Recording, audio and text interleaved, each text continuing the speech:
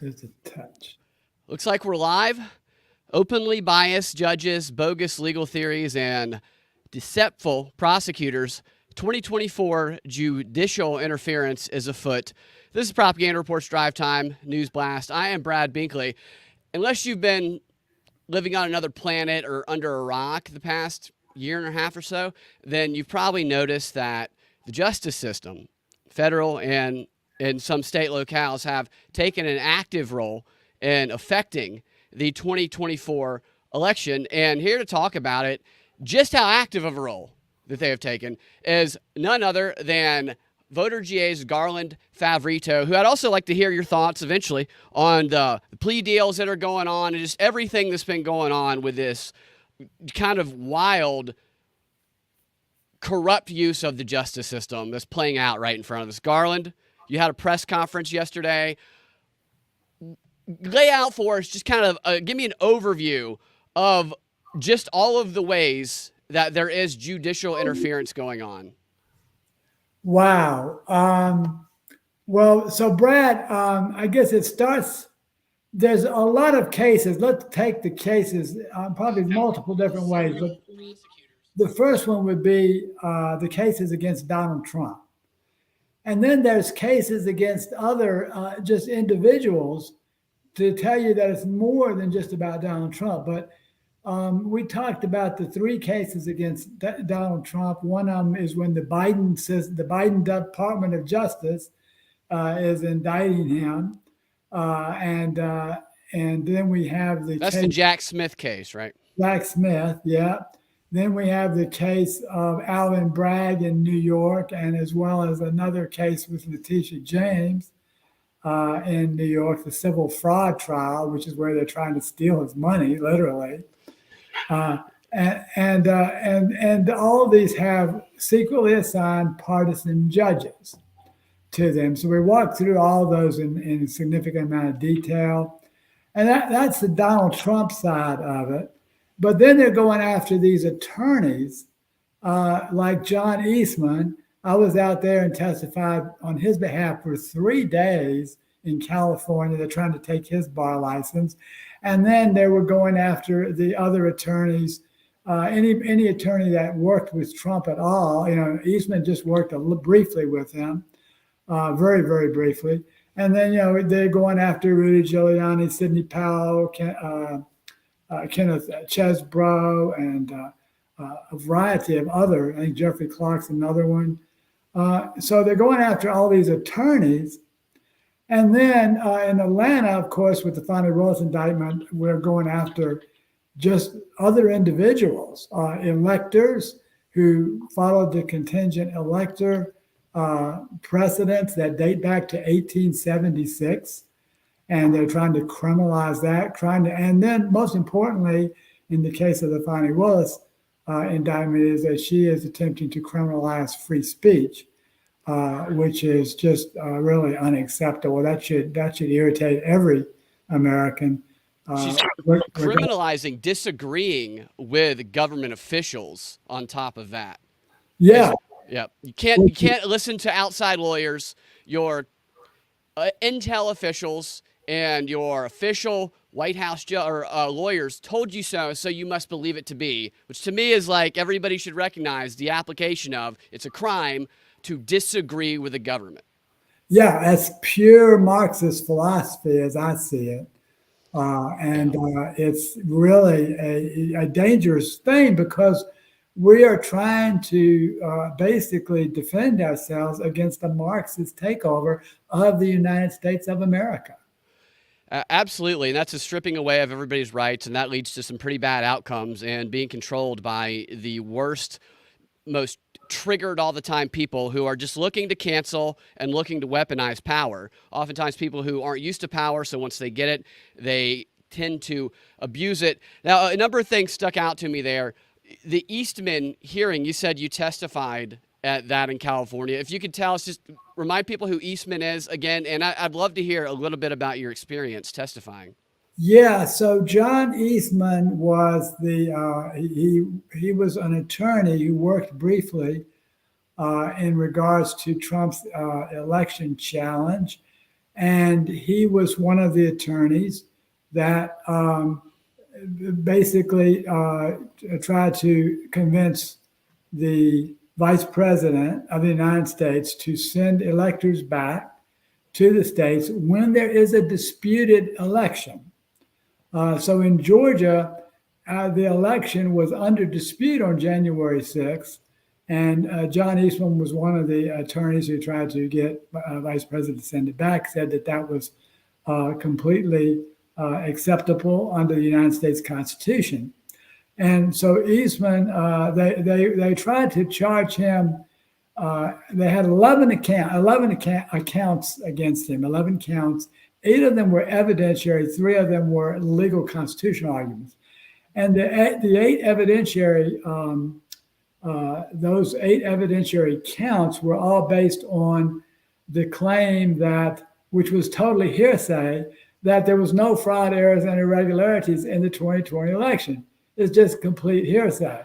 And it was 8 counts on that one. And then the 3 counts were the legal arguments. They claimed that it was a false theory to tell Pence that he could actually send the electors back when there was a dispute that needed to be resolved at the state level. Well, that wasn't a false theory because the Democrats actually came along and changed the Electoral Count Act to prevent that from happening next time. That's unbelievable, too. I think when you really step back and think about that, I think people who just don't like Donald Trump just gloss over that and they say, oh, ceremonial, it's always been ceremonial. He was wrong for trying to use it in a non-ceremonial way. He was using it by the letter of the law. It was so lawful that they had to change the law after the fact and then rope it into a crime based on their changed law, basically. Exactly. That's exactly. They tried to make the vice president's role a, quote, ceremonial role, unquote. But it wasn't. He presided over the entire electoral process before, and that means he has some authority. That's the irony of the whole thing, Brad. They went and tried to change the law later. I think you summed it up better than I did. It's crazy. And you had said something when we talked, or I think maybe in your presentation, that during the testimony, you felt like they might have been trying to entrap you, get you to say something false, so maybe they could hold you accountable. I don't know what the laws are out there for those hearings. Well, the laws for the bar hearings in California are more or less restrictive. That you can actually legally, according to bar procedures, you can introduce hearsay evidence. And I was presented with hearsay evidence from the opposing counsels, and yet the judge did not want me or she actually rejected government documents presented by the state and didn't allow those in the record, at least while I was there. And it was not necessarily the opposing counsels that were the problem. The judge was the problem. The bias of the judge was just absolutely unbelievable. Seems to be a theme. Yeah, well, hers, so a lot of the judges, they try to disguise it, and they have a background of bias that's hidden. But this judge just basically laid it right out on the table for her. She wasn't even trying to be, impartial. It was really almost amazing. Yeah, impartiality of judges and showing their bias, I believe, must be like a 2015 thing or something like that, or maybe 2018, because it's almost like right now they're proud to display their bias while holding the power to take somebody's rights away and really just destroy the justice system overall for the future with the precedents they're setting. Exactly. That's what's going on. So did they ask you any tricky questions at all that you recall? If you don't remember any of that, that's good. But they do a lot. I think it's recognizing that if you're in a situation like that, that they might ask you a tricky question. What color was the car that you drove to such and such on this date? Oh, it was red. Wrong, it was maroon. You're going to federal prison for lying to the FBI and stuff like that. It's good to recognize that they're going to have these little tricks in there to try and get people who are their political opponents or have inconvenient information. Do you recall any chicanery like that? Well, yeah, one instance rings a bell, and that was the one where I think, I would testify, and I think I would maybe under cross-examination, and they would ask me questions sometimes I wasn't expected. So I think there was one case, and the next day I went to clarify what I had said the day before and add to it based on some research I did that evening into our documents that we had produced. Because they were asking me all kinds of things without letting us put the documents in the record. Yeah. So there was one time I clarified the next day. I remember the judge asked me, well, how did you decide to clarify this, or what based on what the additional insurance, how did you make that determination? Now, it wasn't the opposing counsel that asked me that question. It was the judge. But she was constantly doing things like that to try. Almost implying that you were lying before, it sounds like maybe. Yeah, she wouldn't quite go that far, but she was really clever in how she wanted to really try to entrap me in different ways. She would just ask questions that could only benefit the opposition. Yeah, and they're good at that. That's what you learn to do as a lawyer and as a judge. You get exceptionally good at it, and the people you're asking questions to, you have experience with the law, but a lot of people don't. So they can get people by tricking them with the technicalities or the weird wordings of their question, often walking people into a trap, but a legal trap because they know how to get around things. And we can't just go and change your law in the future and apply it in the past like they do with Trump and Pence's ceremonial role. Real quick, let's run through these judges again. I know people have heard these, but the way you talked about in your press conference, just hearing all of it real quick, just how biased all the judges are, it just really highlighted to me the abuse of power going on here. The New York case, the one that's going, I think the one that's going on right now, where you showed the video of the guy laughing and mugging for the camera, the judge. Yeah, Arthur Engeron. This guy, is a incredible liberal judge. Donated thousands of dollars to Democrats,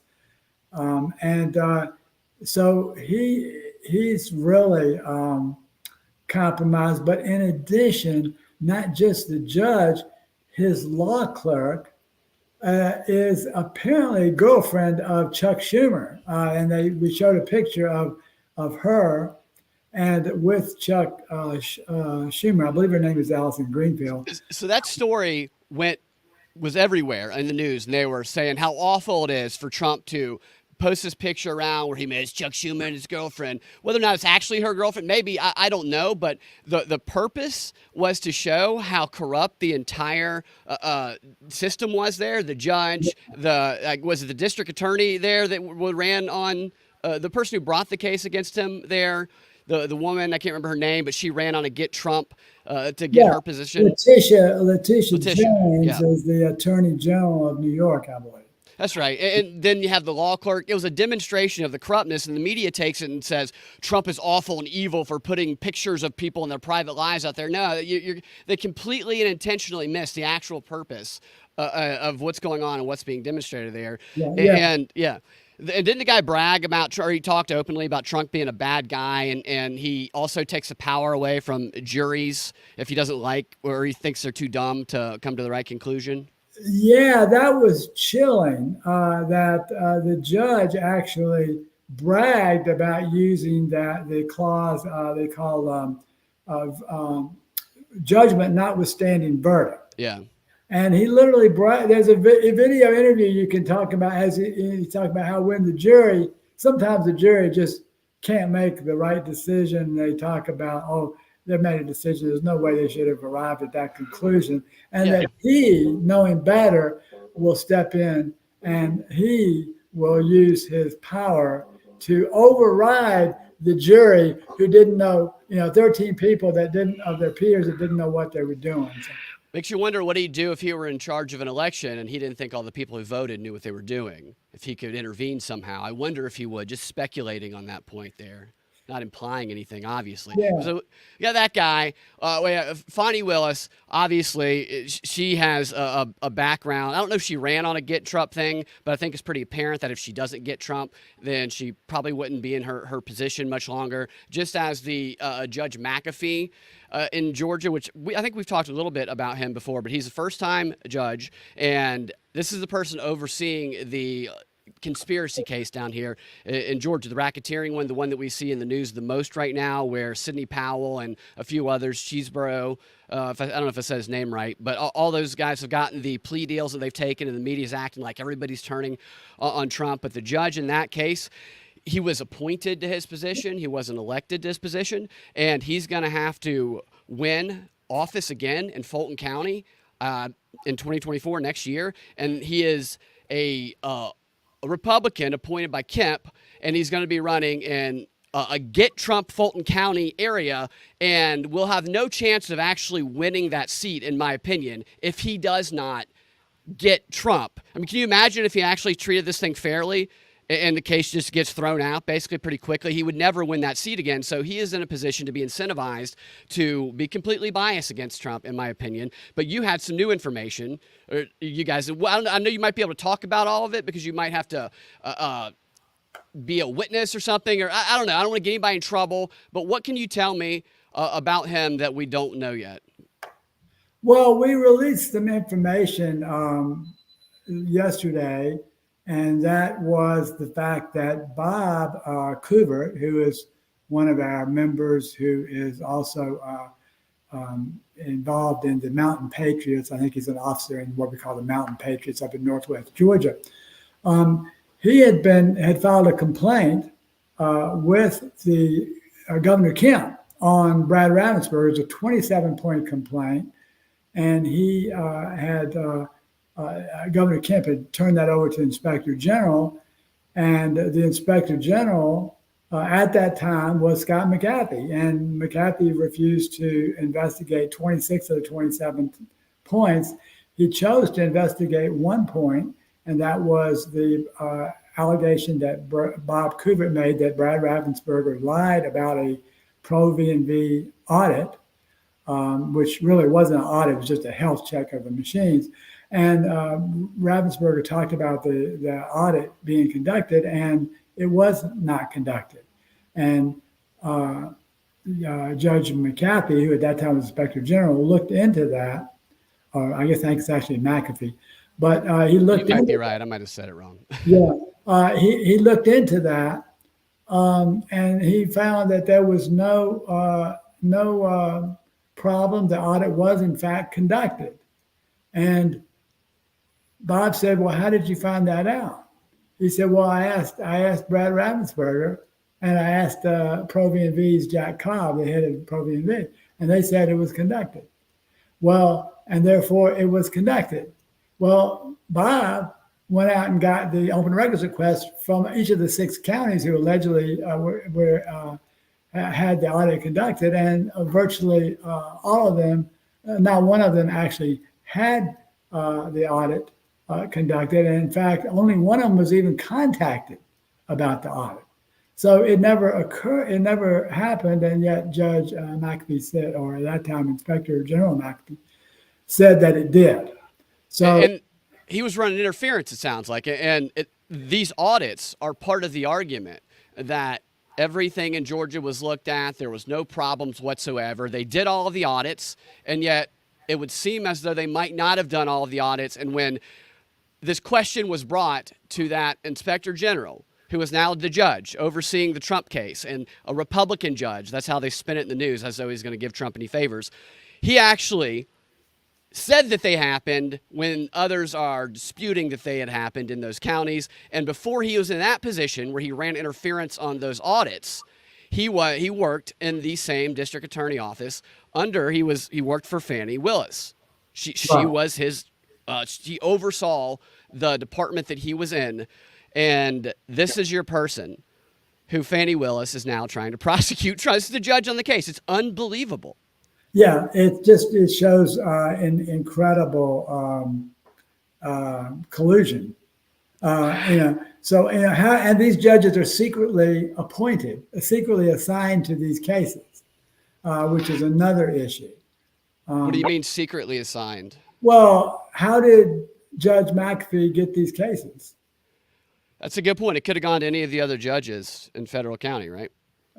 Yes, they could. So he ends up with it, and he's, knowingly, I think he's compromised because of this. What we found out, which I was not even aware of until I don't know, a month or two ago when Bob had mentioned it to me, and he talked about his whole ordeal that he had with him over trying to get the Inspector General's office to prosecute Brad Raffensperger.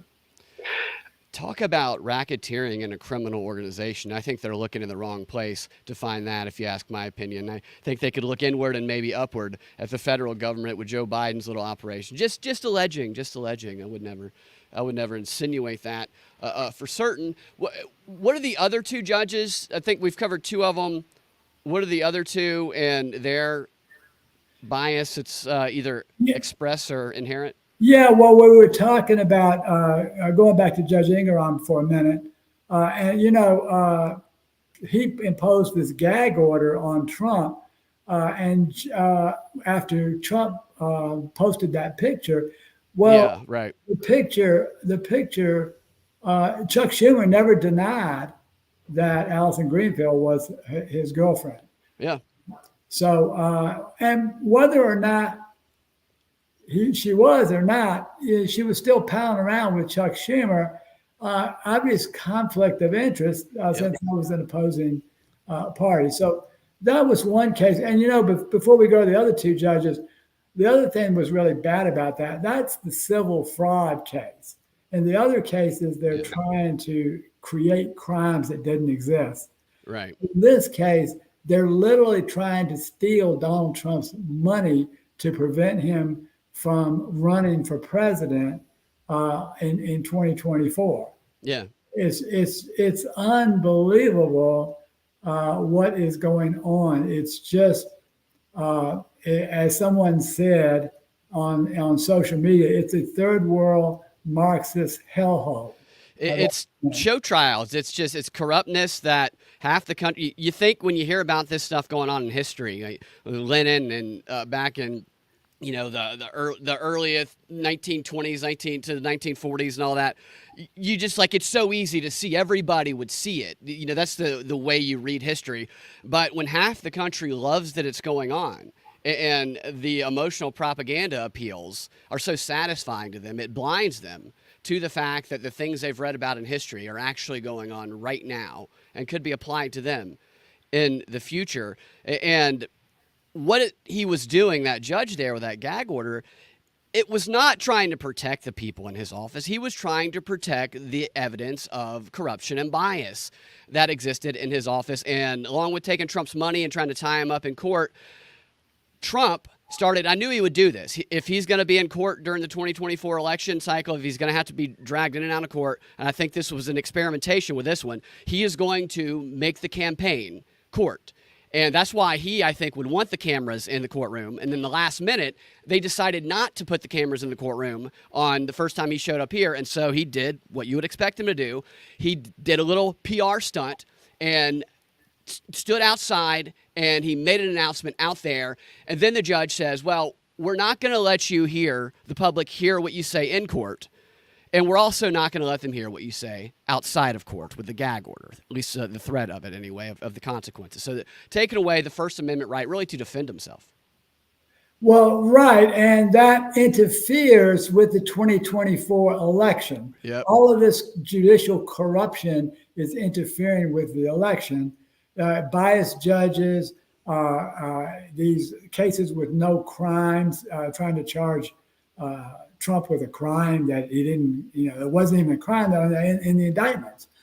And then and then you've got the case where they're trying to steal his money now. Yeah. It's incredible. These are a bunch of Marxist thieves, and we've just completely so far gone away from what America is and has always been. It's just unbelievable. Absolutely, it's not the justice system anymore. It's a system of injustice. I think it would be really funny. I know he won't do it, but I think it would be really funny if Trump turned around and this week sold Mar-a-Lago to somebody for like $1.5 billion, just undercutting that entire case.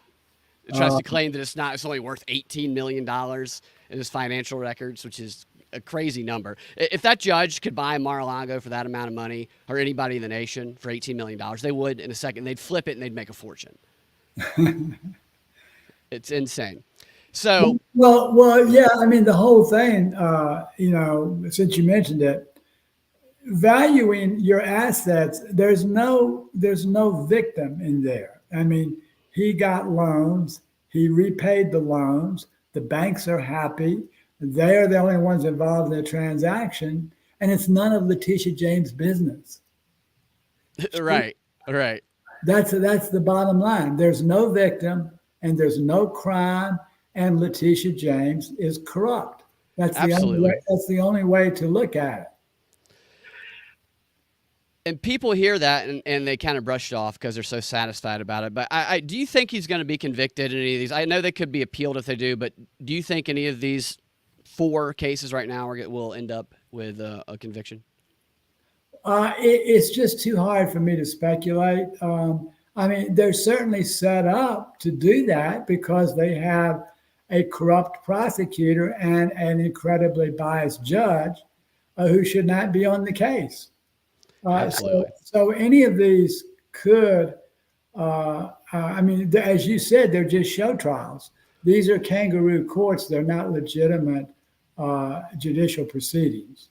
And the way that they're pressuring, I'm sure, these co-defendants in the Georgia case, I watched the woman yesterday. Ellis, is that her name? The one who took a plea deal?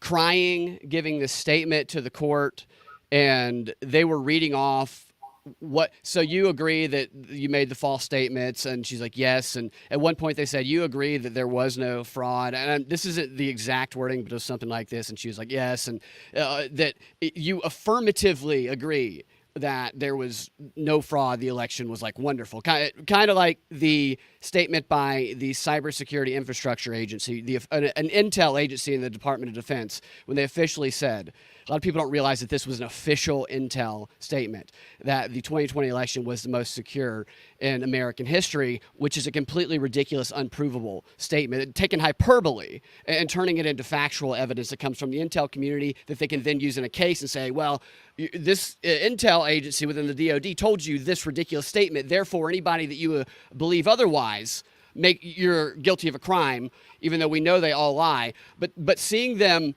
bully these people into taking these deals, and the media gets really excited about them, but I don't think that any of it's going to be damning to Trump in this case in particular. Do you? Well, no, I mean, because his ratings keep going up. The more they try to do to him, the more popular he seems to become. Yeah. But that whole thing appeared to me to be staged yesterday. Yep. It didn't appear to me to be legitimate. I don't even think she was sincere. But Jenna Ellis was not on the Trump train before she got on the Trump train. She was a never Trumper before, very critical of Trump. Suddenly end up with a position in the Trump administration, and was good for a while. But then. There's no reason that she needed to make that statement. So other than she apparently cut some deal for making it.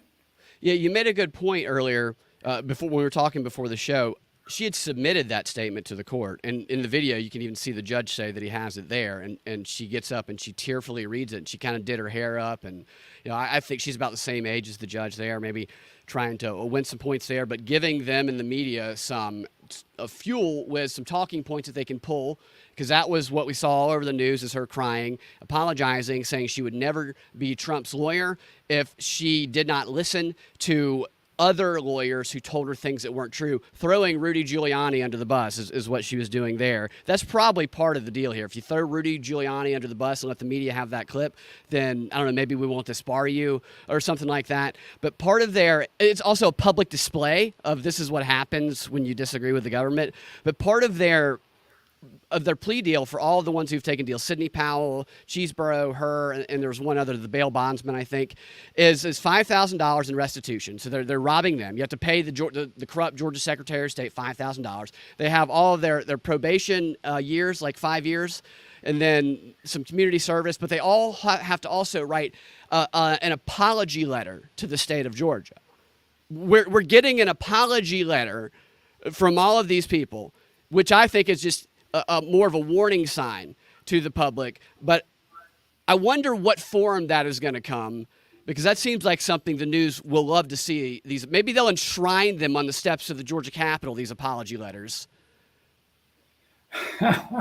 Yeah, there's obviously that's only for media purposes. It's not for any kind of legitimate judicial purpose. So why is the Fani Willis team trying to get media objectives into these plea bargains? That's not. Yeah. The apologies doesn't do the Fani Willis team any good, or anybody else from a judicial perspective. So why is it even there? And what I would like to have known, if I was the judge up there, I would have liked to have known what was this, the fact that you're making the statement, was this part of your plea agreement? Yeah, that's a good question to ask. Maybe in 5 or 10 years, we'll find that out. Stella says humiliation ritual. I would agree with that as part of a deterrent to get other, and also try to get other people to flip on them. There's a lot of people are probably wondering if Rudy Giuliani will, maybe, and they say flip on them, but all they've agreed to do is testify truthfully in one of these cases, one of the other cases, if needed. And you'd made the point in your press conference yesterday, and I agree with it, that they probably will not call them to testify. No, I think it would be very damaging to Fani's case, which is also already in trouble because she's given away these plea deals with little misdemeanors and things. So if she had a real case, she would pursue it in a court of law. But she's not. So she's trying to settle all these things to make it look like she was right and that they were guilty. And so that can be hyped up for the media. But yeah, I mean, they would never, I can't imagine them calling Sidney Powell or Kenneth Chesebro or to the stand. They might, who knows, they might call Jenna Ellis and she's a dramatic. But I would. Yeah, she's her acting chops. Yeah. But I would never see them calling Sidney Powell or Chesebro or, to the stand, because they're only going to tell the truth. And that's going to help Trump and everyone else. Tell me about, so this is the one where Judge McAfee, I think that's how you say it, I could be wrong, but the one who worked for Fani Willis. Tell me about some of the orders he has sent down so far. You mentioned one interesting yesterday. I hadn't thought about this, when he did not sever the case from two of the lower defendants. I believe it's Sidney Powell and Cheeseborough. Yeah, he refused to sever the case. Now, you have to think about that for a minute. Some defendants are tried together if they're involved in the same alleged crime. But in this case, Chesebro and Powell had absolutely nothing to do with one another. And they both deserved an individual trial. So imagine this. So Chesebro is involved in the contingent electors, establishing those while the challenge is in play, the election challenge that Donald Trump has filed. He was involved in that. Sidney Powell was involved in helping to get a forensic exam on the Coffee County server after the state of Georgia, in particular Brad Raffensperger, refused to do it when the machines miscounted in Coffee County and failed to produce accurate 2020 election results. So that was Powell's role. Those two things are totally different. So imagine that you're sitting in court, and the Fani Willis's team has already said that they're going to call 180 witnesses at taxpayers' expense. So that means you're going to have to sit there for weeks listening. If you're Sidney Powell, you're listening to the whole case about the electors with which you had nothing to do with, and you have to hire your attorneys to be there for weeks and end that they wouldn't necessarily have to be there. And then on the other hand, you have the case of Chesbrough having to listen to all the Coffee County evidence, and he has nothing to do with that, but he's retaining his attorneys. They have to be there in court, and attorneys charge a lot of money when they're in court, much more than when they're working on their office with briefs and that sort of thing. Yeah, it's bleeding them dry. It's another part of the intimidation, the financial warfare, essentially, to get them to take a plea deal. And you're talking about the media and doing it for media purposes. And like you said, they would not be doing the war in the media if they had actual arguments, and they would not be pleading everyone down. So, I mean, who's going to be left on the conspiracy charges if everybody's plead down? And one of the charges that Ellis, or the charge, I can't remember what it was off the top of my head, but it was she said false statements publicly, something like that was what she pled down to. That wasn't even an original charge against her. It's a new charge that she pled to. Yeah, and again, even false statements are protected by the First Amendment of the United States Constitution.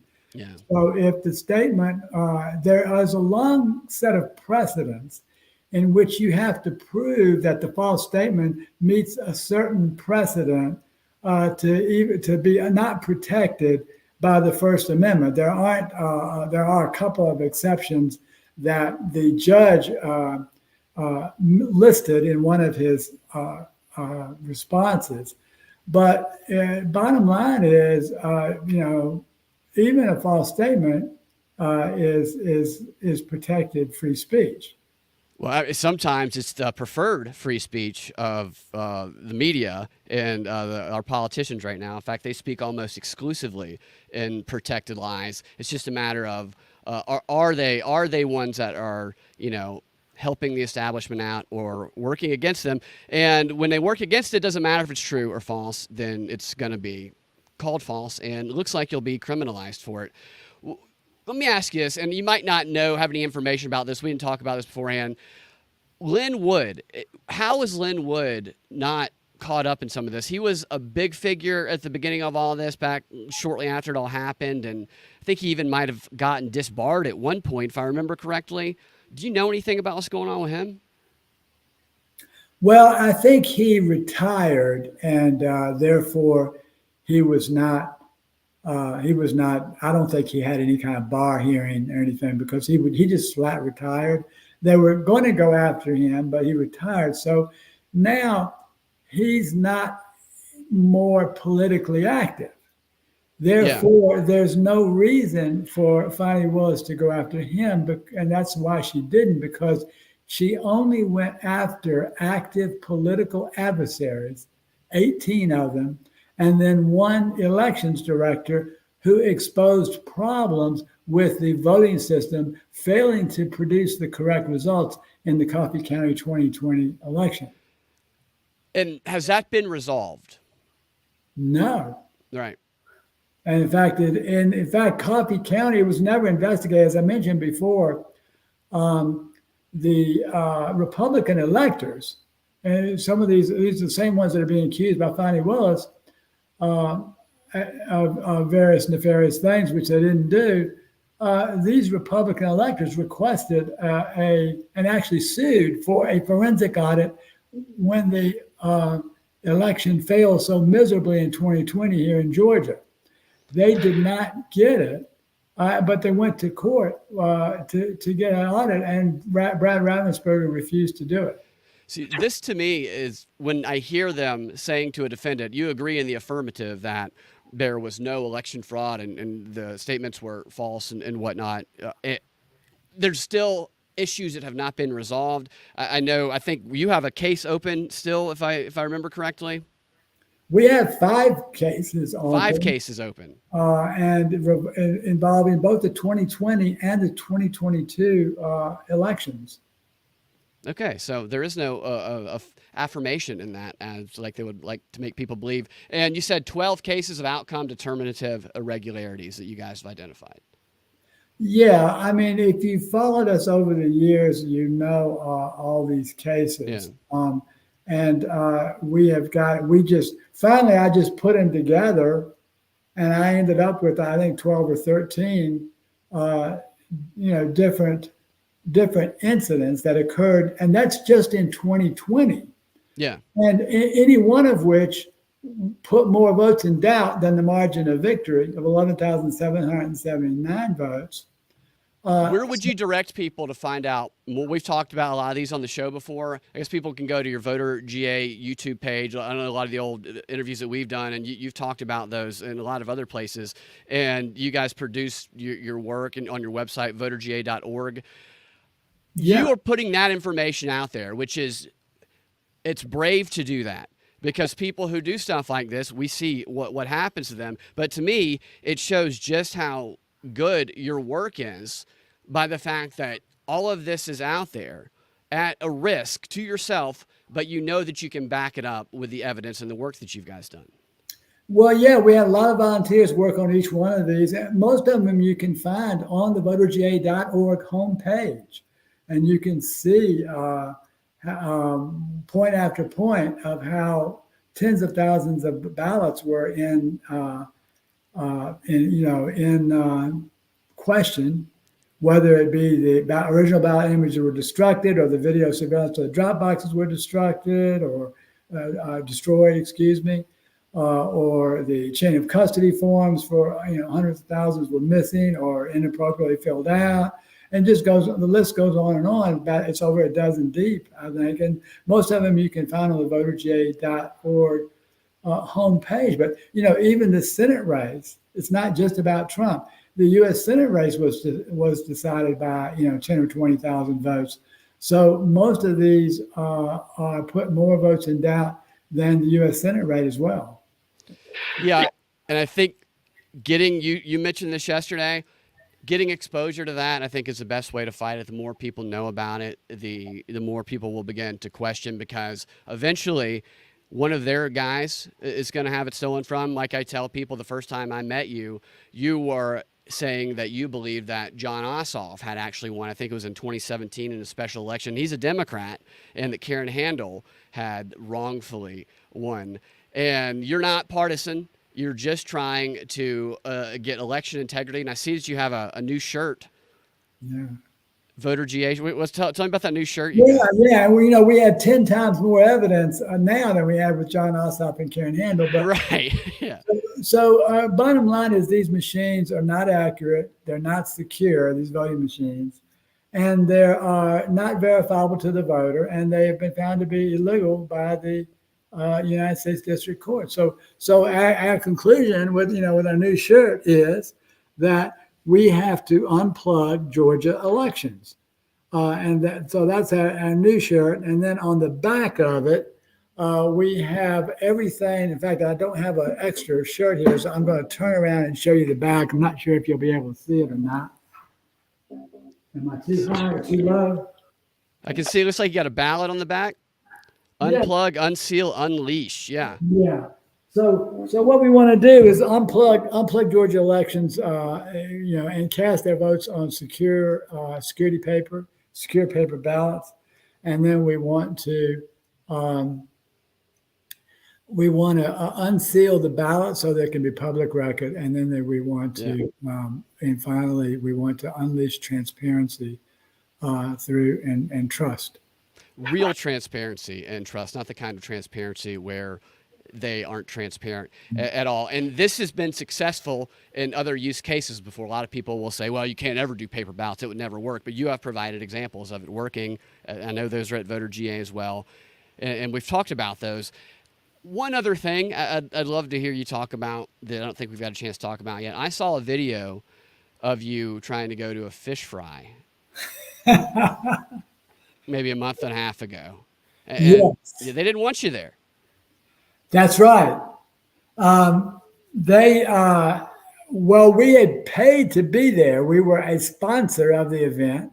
In fact, we just sponsored an event in that same district, You were 8th district, sponsor of the event. this weekend. Yeah, we were a sponsor. Walked in, they said, I'm sorry, we don't want you here. This was a GOP event. And yeah, and we'll give you our money back. I said, well, we haven't gotten any money back. So they literally wrote us a check on the spot and said, we don't want. And so what's the issue here? And well, and then as you know, they didn't want anybody that had election integrity shirts on top of that.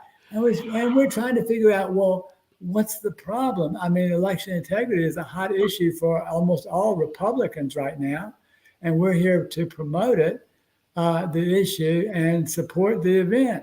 And bottom line is, what we found out later was that Brian Kemp, in committing to speak at that event, told the Chan Jones, who was the head of the 8th district. He's 8th district chair, that he didn't want anybody to be there with election integrity. He didn't want any pictures with anybody that had election integrity things in the background.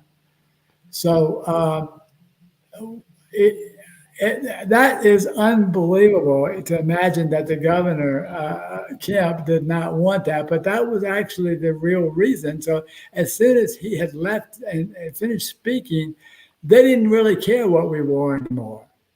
That's crazy. It was pretty obvious that that's what the case was. He's terrified of you guys and the effort, the grassroots effort y'all put together. I saw a video of him there. He looked like he might have had a few too many during the Georgia Bulldog game that day. That's just my opinion. Well, I think he was probably there before the game. Looks like you've been doing keg stands all day to me. I don't know. I didn't give him a breathalyzer, but the guy was talking like this. Looked like he's about to fall over. Well, he always talks like that. but here's what's interesting. Rather than eating at the fish fry, he comes and speaks, and then they stop at a Chick-fil-A on the way out, rather than mingling with the people who are supposedly his supporters. That's how bad the situation is. They don't even want to be there because they've alienated the core of the Republican Party against them.